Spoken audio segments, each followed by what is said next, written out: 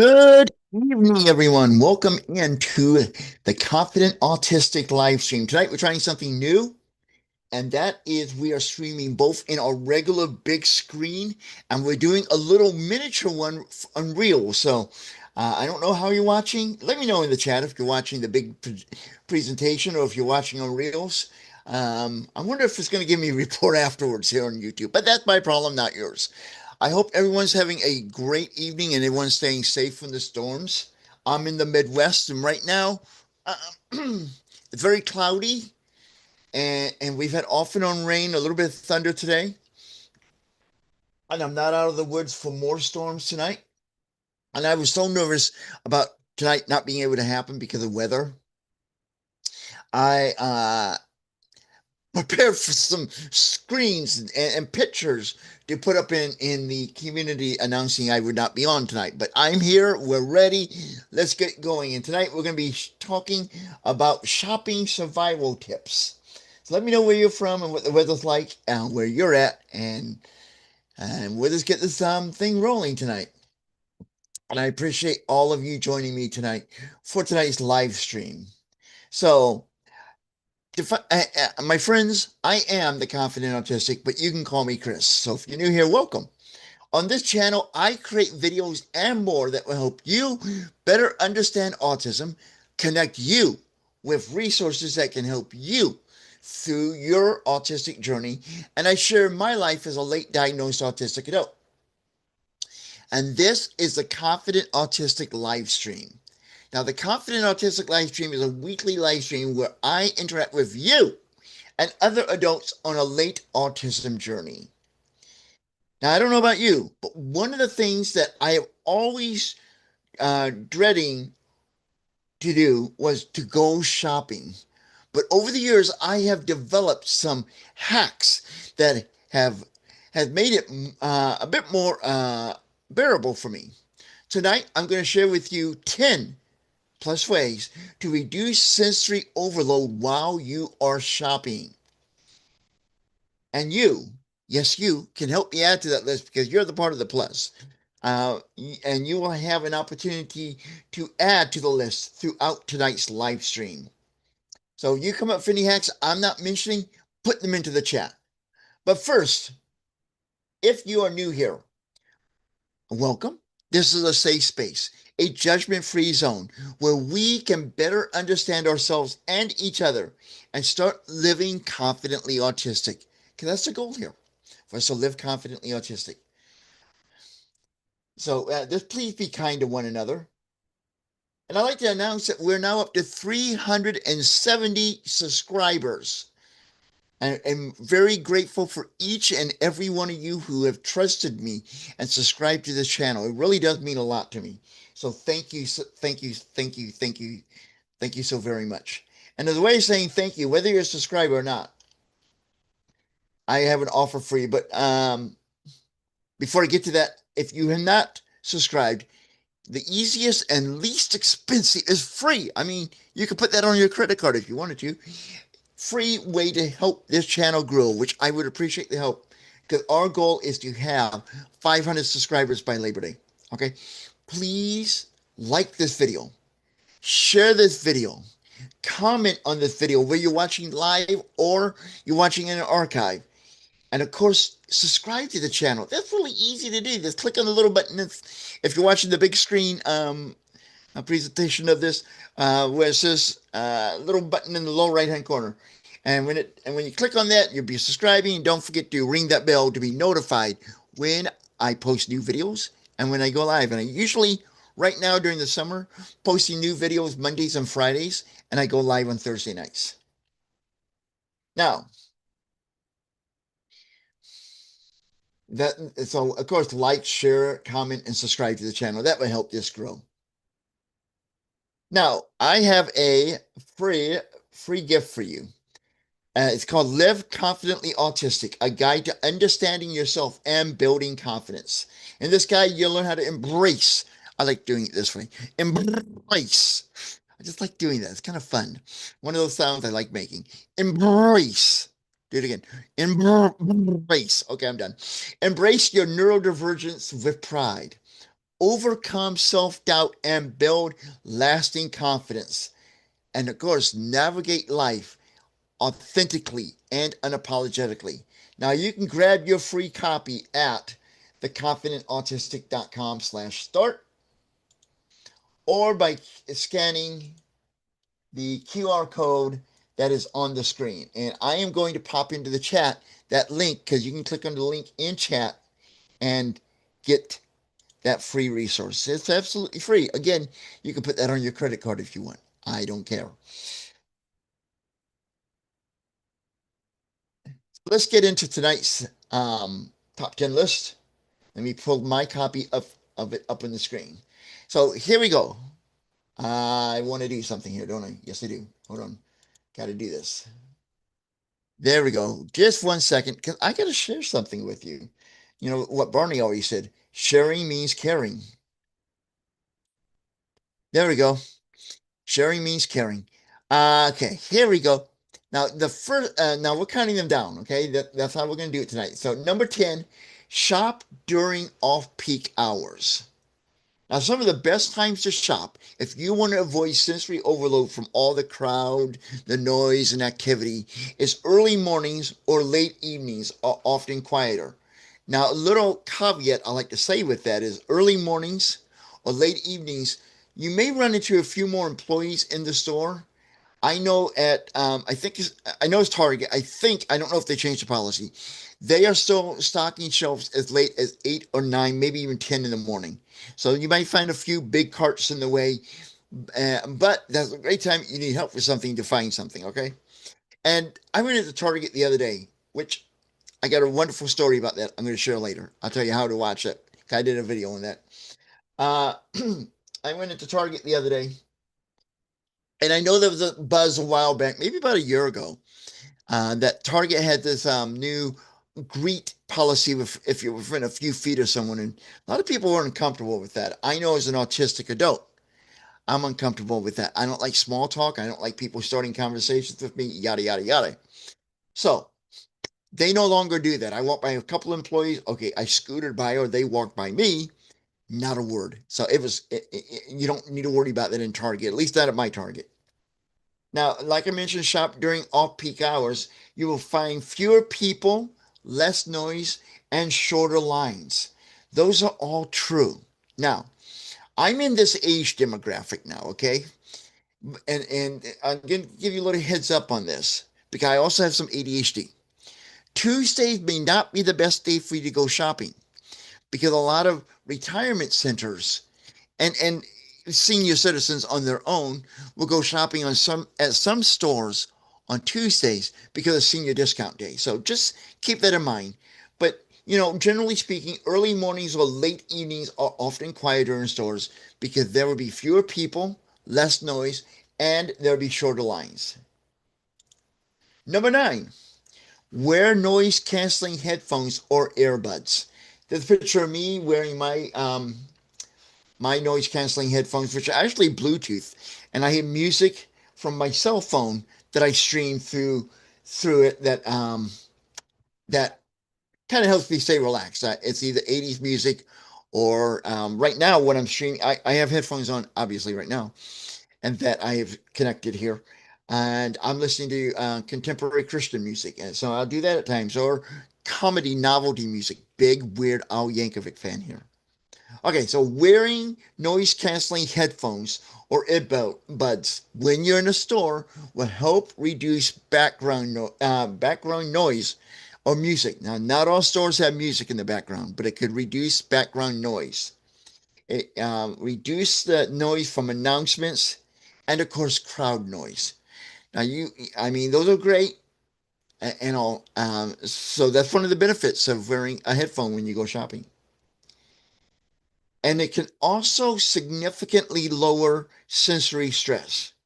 I've also noticed in my own experience, if I'm in the store wearing headphones and bebopping around, not that many people, customers or even employees will want to talk to me because I don't like small talk. Okay, I don't. It's very uncomfortable for me, and that's not uncommon for many people in our community.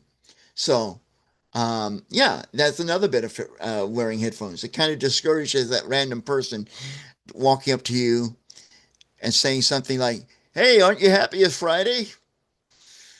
And then you have no idea what to say back. Number 8, use a shopping list. Now, the benefit of using a shopping list when you go shopping is it reduces decision fatigue. You already made the decisions, okay? Now, for some of us, we want to make that list. And let's say we want to have I'm not getting paid for saying the name, a DiGiorno pepperoni pizza, wood fired. I love those things. I have those Friday nights. And let's say, and you have a backup item, because every once in a while, the item you're looking for in the store may not be available. So maybe on your list, right underneath it, DiGiorno pepperoni hand tossed or stuffed crust or something different that you already had decided what that backup item is, which could help reduce your decision fatigue. Now, I can't do much if there are 10 boxes of pizza, they're all the same, and you can't choose which of the 10 you would like to have. That's a decision. The system I recommend there is the eeny, meeny, miny, mo system. Give it a try. Okay, another benefit of using a shopping list is that it helps keep you focused and in and out of the store faster. It does because you know why you're in there. And you get in, you get what you need, you get out. It also can reduce impulse buying of stuff you do not need. Okay, you just stick to the list, which can save you money. Now, here's a bonus tip. Okay, and it sounds a little devious, but it works. Let's say I'm going into Walmart and I notice outside the doors they have somebody soliciting for something, signatures for a ballot, maybe selling Girl Scout cookies, uh, maybe wanting you to support a fundraiser, whatever, right? Notice those people on your way in. When you check out, don't dart out the store. Let someone else go out first. They get stopped by those people, and you can go right to your car. My little bonus tip there. So those when you see those solicitors at the exit door as you go in, don't be afraid of them. Now you have a plan. Be polite. Politeness pays off. Let somebody else go first. Let them get stuck in that conversation while you go on to your car and on with your day. Number 7, this is one of my favorites, is to shop online whenever possible. I shop online all the time. Okay, I have in fact, I know my Amazon driver. I have a regular driver. He's not always here, but I have a driver that comes here quite frequently, and we have each other's cell phone number now. We know each other that well, and I text better than I talk on the phone. So I told him that. But the point is, I I always have stuff delivered. I do Amazon all the time. I do Walmart delivery all the time. I have DoorDash all the time. I do not like going out in public. Okay, I don't. And this way, everything comes to my house. I love that. Okay. And a little tip I'm going to give to you.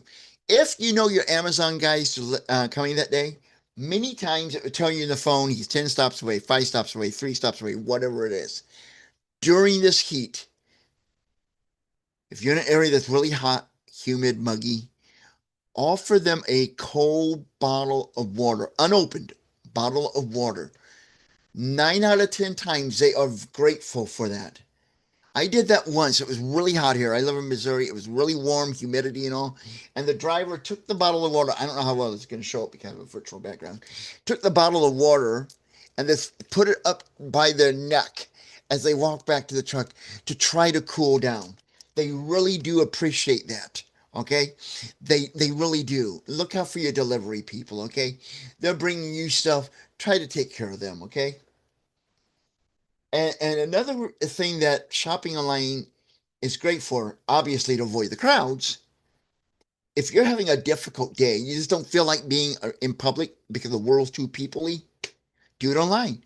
Only have to deal with one person who brings it to you, or you can even just have them leave it on the porch. They walk away, then you get it. That's another great way of managing sensory overload while shopping. Number six, wear comfortable clothing when you're shopping. Now, if you're shopping online, you can wear anything you want or nothing, whatever works for you. No judgment here. But when you're going shopping, you want to wear comfortable clothing. This means you should avoid itchy, restrictive, or uncomfortable clothes.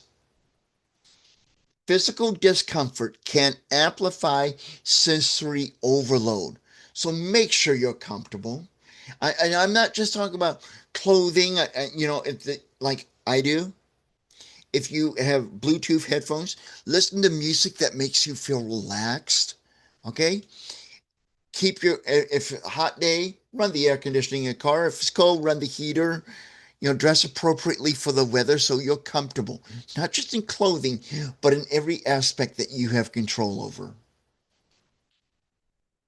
Now we're halfway through the list. Here's number 5. Limit the number of stores. When you go shopping, try to get everything from one location. Okay?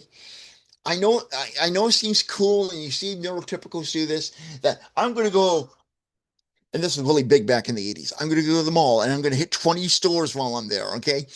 You don't need to do that. Okay. Limit it. Okay. Limit the number of stores that you go to. Try to get everything from one location. And now with like Walmart Supercenters and Target Great Lands or whatever they call them, you can do, and of course, Amazon had pretty much everything. The only thing I can't find on Amazon that I can buy online. I mean, there's certain things you cannot sell online, okay, like body parts and all, which I have no interest in buying. But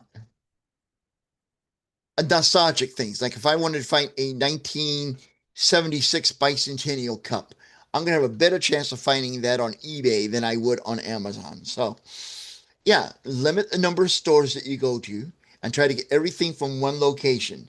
This reduces transition and energy drain. It certainly does. That can really wear you out. Okay, I'm done shopping at Target. Now I got to go to Walmart. How crowded is that going to be? And I know today, June 25th, when we're doing this live, was 6 months from Christmas. But imagine how horrible shopping is going to be during the holiday season. Okay, so this is a video you're going to want to make sure you add to one of your playlists and watch again at the holiday season, because it's going to be very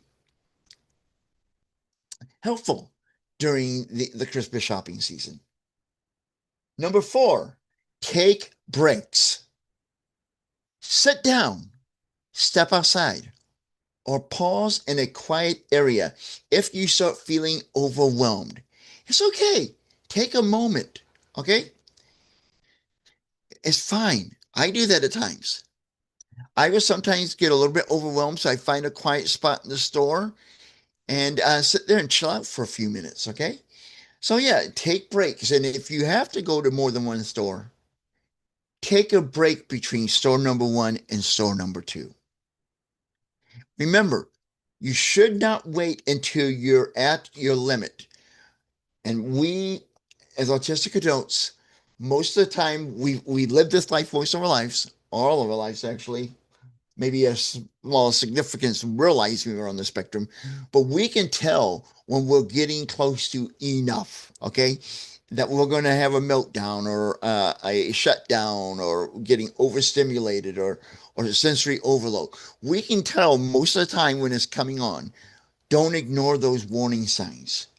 Take time to take care of yourself. Number 3, have an exit strategy. This means to give yourself permission to leave if you're becoming overloaded or overwhelmed, okay?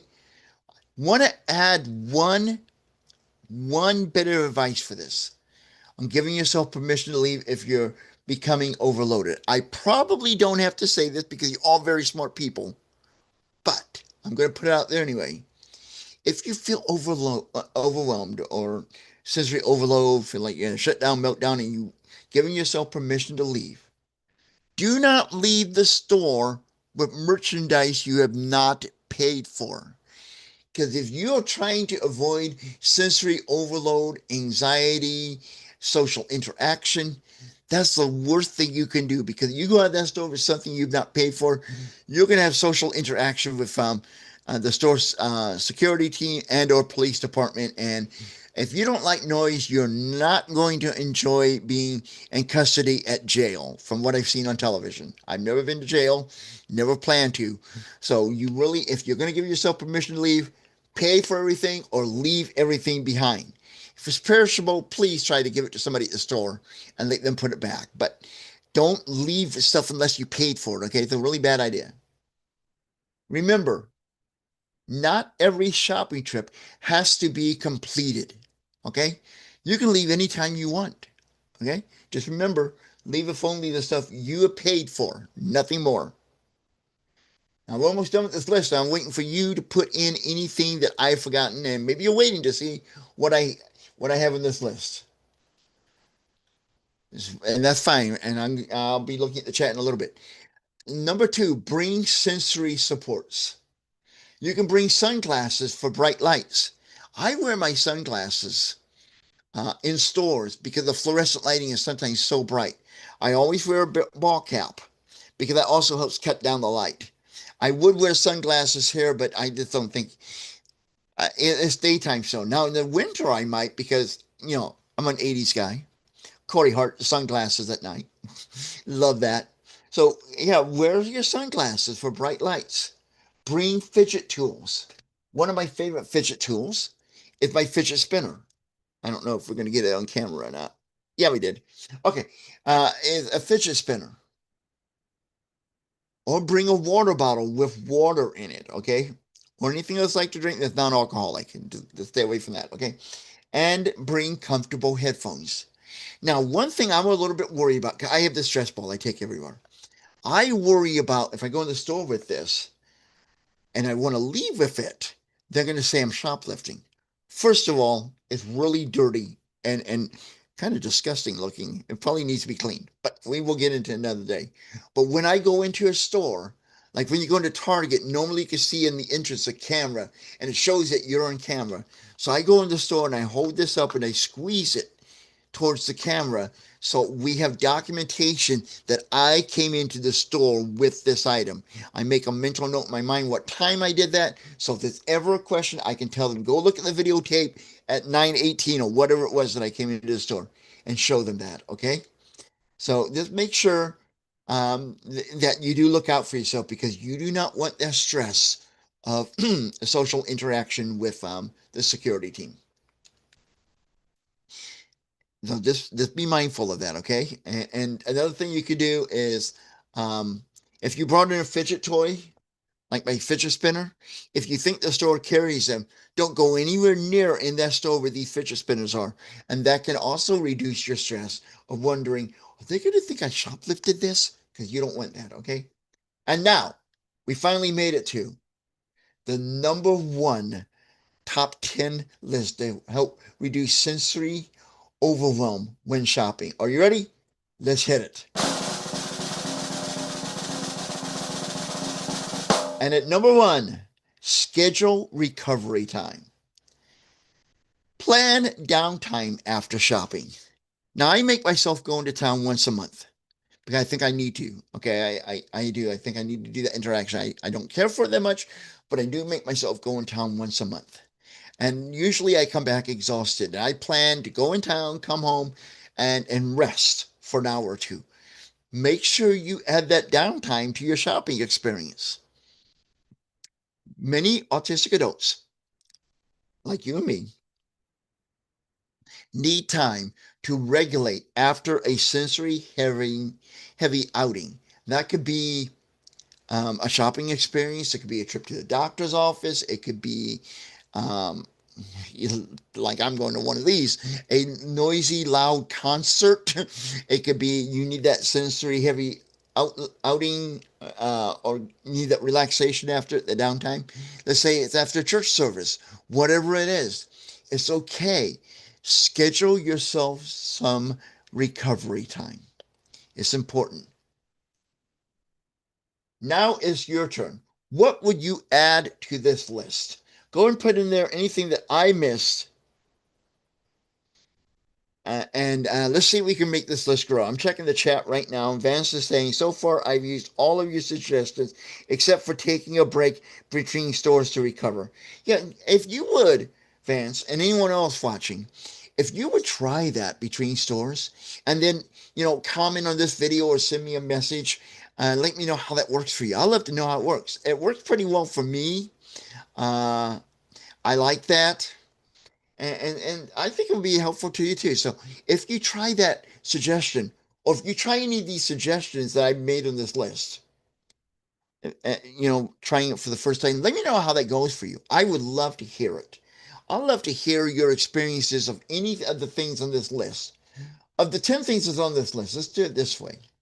The 10 things that are on the list: shop during off-peak hours, wear noise-canceling headphones or earbuds, using a shopping list, shop online whenever possible, wear comfortable clothing, limit the number of stores that you visit, take breaks, have an exit strategy, bring sensory supports, and schedule recovery time. Which one of these 10 has helped you the most to manage sensory overload or overwhelm and prevent maybe a shutdown or a meltdown in the store? The one that helps me the most is my headphones. That really does help me the most with staying calm and regulated in stores. My noise canceling headphones with music that I enjoy. That helps me the most. What helps you the most? Let me know in chat. Love to hear which one of these things that helps you the most. Now, a few of the things we could talk about while waiting for the chat to come in, because I know we have a little delay between the words coming out of my mouth and going through your speakers. And I'm going to answer these questions about myself too. And the first one is, what is the hardest part of shopping for you? I'll tell you my answer in a moment. I'm kind of checking the chat here. Vance has added, I also choose to shop um, aisles with no people in them when possible. Great idea. Love that idea. One thing I do, okay, and I explained it to my wife. My wife thought it was humorous, hilarious. At our Target store, the pharmacy's, up against a wall. And there's like 8 different aisles you can go through to get to the pharmacy. And many of them have people browsing, like over the counter medicines, aspirins, cough drops, yada, yada, yada. One of the aisles, the 8th aisle, has feminine hygiene products. No guy goes through that aisle. And women, when they do, they get what they want and they get out. That is the quickest way for me to get to the pharmacy without having to deal with people. It's better for me on the scooter, and I don't have to talk to anybody because there's no one going to be in that aisle. And if they are, they're not going to want to do small talk in the feminine hygiene aisle. I'm sorry, ladies, they just don't. So that that's the is a little bonus tippy for you. Oh, good, Vance. The noise reducing headphones helps you the best. I'm glad that they do. Do you play music through yours, or is yours just, noise canceling? Love to know. Go ahead and let me know in the chat. Anyway, what is the hardest part of shopping for me? Okay, I have a couple. One is finding crap. Okay, finding stuff in the store. Now, Target, the app is really good because it'll tell you what aisle it is in, and if it's in the left end of the aisle, right end of the aisle, center of the aisle, left center, right center, wherever. It's really good at that, okay? But finding stuff is hard for me. Too many choices is way overwhelming for me. True story. When I lived in California with my wife was not feeling all that well. And I said, you know what, honey? I'll go up to the store. I'll get you some crackers. She said, great. She told me what crackers she wanted. I went, okay, fine. I'll get you the crackers. So I go into the store. And as let him ever say, hand to God, the entire aisle, the long width of it, was nothing but crackers. I never knew there were that many different types and flavors and brands of crackers. And I began to have a meltdown. But something stopped me because I said, you know what? And this was early in our marriage. And I thought, I want to show my wife I can take care of her. She's taking care of me a lot. I'm going to show her I can do this. So I had a brainstorm of an idea. I grabbed my cell phone. I called my wife at home and I grabbed a clerk that was working in the store. I think I freaked him out. And I said, my wife wants some crackers. She's going to tell you what she wants. Grab them for me. And that worked.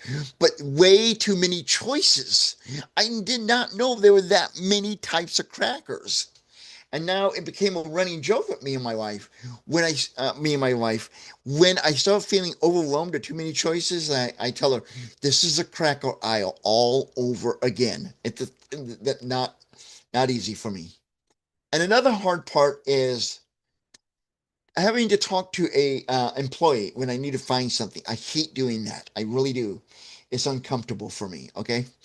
Now when I'm single, it was still uncomfortable for me, but the upside was when I was single, it was a great icebreaker to talk to a girl if I thought she was cute. Okay, it was. I'm no longer looking for love. I've already had love. I have no interest in getting back into another relationship after losing my wife. So I don't do that anymore. But the point is, those are the harder things for me. Finding stuff in the store on my own, asking for help when I need it, which is true not only in shopping, but everywhere. I hate asking for help. I've gotten better about it, but it's not one of my stronger suits because it still involves interacting with people. So, and too many choices in the store. Let's see. The noise reduction headset helps me the most. Awesome. Great. I'm glad that works for you. I primarily use my headset to reduce noise, and I'll turn up the music when I get overstimulated. The most irritating things are when they uh, rearrange the store. Okay, Vance. Okay, you're making me do something here. I went to Target last week, and my Target is starting or a little bit into a store remodel. Okay, I know, I feel your pain here, man. I feel your pain. They're remodeling the store, and it was an experience. And I did a video on that that's going to be dropping tomorrow at 2 p.m. Central Time. And where I share my experience of going into a Target store as a person with autism when they're starting to do a remodel and what my experience was like. So you're going to want to check out that video. In a few moments before I sign off here, I'll put a link to that video in the description. It is in the description. That's right. If you scroll down underneath this video in the description, I do have a link to that video in there already. Next question. What sensory trigger affects you the most in stores? For me, what one affects me the most in stores? Notwithstanding grocery stores with certain smells of food, okay? I'm going to talk about generally in stores. The sensory triggers that affect me the most in stores, and if you're a parent, I'm sorry, loud children. Okay? I don't hate kids. I really do not hate children. You know, my wife and I never had children, but I don't hate children. But the loud noises and the high pitched voices of those kids, it's just fingernails on a chalkboard for me. That is the sensory trigger that affects me the most in stores. So I try to go during the time where most normal moms would have their kids at home in nap time. Okay, I just, that's ear piercing to me. Okay, I cannot handle that. Okay, that's number one. Number two is bright lights. Okay, um, but yeah, that sensory trigger for me is um, loud children. What about you? Share what your sensory trigger affects you the most in stores. Have you ever left a store because it became too overwhelming? I probably have. Okay, I'm going to be very honest with you about that. I probably have left a store because it's been too overwhelming. And there we go. Yeah, I probably have left a store at least once or twice in my life that has been too overwhelming. So yeah, I've been in that camp. Have you ever done that? Left the store because it's too overwhelming. Love to hear that. And yes, I left the store with only stuff I had paid for. I did leave stuff in the store that I had not paid for, but yeah, I have left the store because it became too overwhelming. I hate that the staff turned the volume up too loud in the radios they can use to communicate with each other. Oh yeah, the walkie-talkies that they use. Yeah. Yeah. Yeah, those can kind of get to you. Yeah. I get the idea. It's better than a PA system for every to disturb everyone in the store. And it's just mainly where people are near the person with the walkie-talkies. But yeah, I can relate to that. And it's even more frustrating when you have two or three employees there and the walkie-talkies go off simultaneously. Now, one thing, I don't know if they changed it, okay? It's been many years. And I did something. I got in a little bit of trouble. Not serious legal trouble, but I got a little lectured. I found out the Target store that I lived that I visited when I was in California was on walkie-talkie frequency number seven, channel seven. So I was messing with them one day. They didn't find it funny. I did, but they didn't. Yeah. So yeah, I get that. The walkie-talkie's getting a little bit too loud. Now those do bother me a little bit. What bothers me the most, but I understand the importance of them, is on our cell phones when those emergency alerts come up. Letting us know about a missing child or severe weather or something like that. That loud beep. Well, I'm not going to do the whole thing, but anyway, that loud, ear-piercing tone, that kind of like startles me at times and gets to me, and it's a little overwhelming. Um, but I understand there's importance to it and the reason, but it's still a little bit nerve-wracking. The one thing, it has nothing to do with the store. I'm just going to bring it up. Across this side of me is a window. You can't see it on the camera, but there's a window. Outside that window is our neighborhood tornado siren. You want to talk about annoying? The third, is it the third or second Wednesday of the month at 11 a.m. they test the damn thing, and that thing is loud. And they test it for like 1 to 2 minutes. It's like it works. Shut the dang thing off, people. Okay.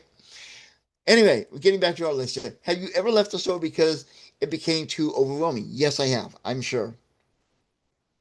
I absolutely have left the store when it's too much input. Of course, I left the goods behind that I was prepared to buy. Good for you, Vance, because I don't think you're going to look good in a mugshot. You probably look good in any other picture, but a mugshot probably would not be that flattering. Okay, so we don't want to do that. What is your best autism friendly shopping tip? Okay. Mine, I kind of mentioned earlier, is the headphones. Okay. That really makes it easier for me. But I think my favorite, excuse me, hold on 1 second,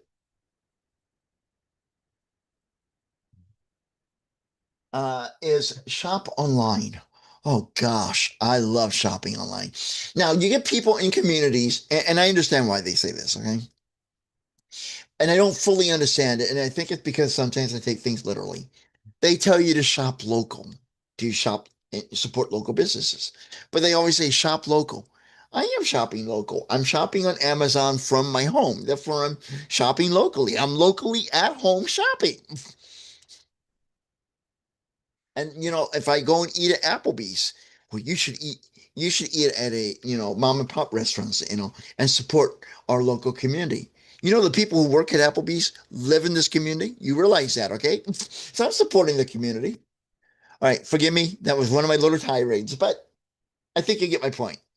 That my best tips are the headphones and shopping online. I really enjoy doing that. So, what is your best autism-friendly shopping tip?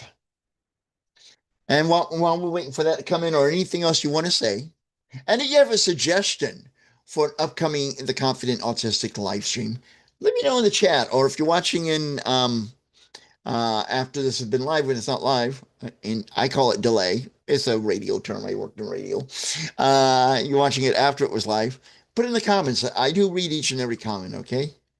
So if this live stream tonight has resonated with you, do me a favor. Hit that like button so more people can find this video, and that helps grow this channel. Share this video with somebody who needs to hear it. I bet you, if you really thought about it, you probably know someone, maybe not personally, maybe in another autism online group, whatever, that struggles with shopping and sensory overload. And this video could really help them. So please share that with them. And if you haven't already, please subscribe to the channel for more conversations like this. Oh, I like Vance's suggestion there because kind of on the list, I said rest after. He says to rest before you go shopping. Great idea. That is just wonderful. And that is a great voice. I do that at times too. And I did not even think about adding that to the list. That's a great one. I like that one. Yeah. Rest before you go shopping. Now, do me a big favor. Join me next week as we kick off our nation's 250th birthday when we create the top 10 plus autism friendly ways to enjoy Independence Day. That is next Thursday, July 2nd at 7 p.m. Central Daylight Time. So please join us for that, okay? Thank you for joining me tonight. Loved interacting with you. And remember, let me know if you watched the full screen, the regular size one, or if you watched the one that looks like a little narrow box, which they call a reel. Which stream you liked and what you liked about it, because I'm doing both streams now, and I know probably look weird on the frame one, but we're trying something new. I want to get your feedback. Anyway, do join me next Thursday, July 2nd, 7 p.m. Central Daylight Time, weather permitting, for our nation's 250th birthday. Well, that won't be the party, but we will talk about the top 10 autism-friendly ways to enjoy our nation's 250th birthday. So until next time, I am the Confident Autistic, reminding you that you and I, that we can live confidently autistic. I will talk to you guys next week. Thanks for tuning in.